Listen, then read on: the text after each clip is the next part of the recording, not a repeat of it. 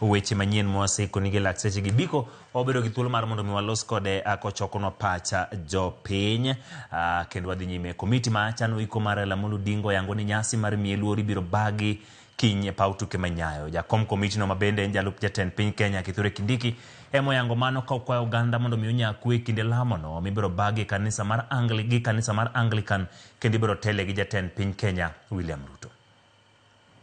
National Committee on the state funeral of the late Prime Minister Raila Odinga is grateful to the thousands of mourners who continue to mourn him in dignity and requests for calm and order as the mourning period gets into the second day tomorrow. Tomorrow, there will be a state funeral service at Nyayo Stadium beginning 9 a.m. Guests are required to be settled by 8 a.m. This 2-hour state event will comprise of military honors, a church sermon from the Anglican Church of Kenya, eulogy by family and designated condolences, and all speeches from the leadership of Kenya and foreign heads of state and government. We have received confirmation of attendance of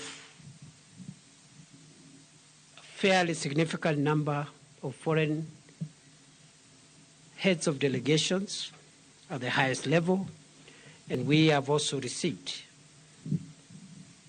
formal condolences from many heads of state and government from East Africa, from Africa, and from other continents around the world.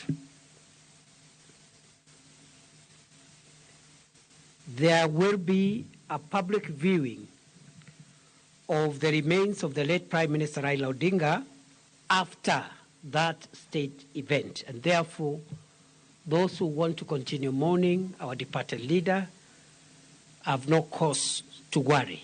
There will be another opportunity, and we will stretch that opportunity from around 12 o'clock noon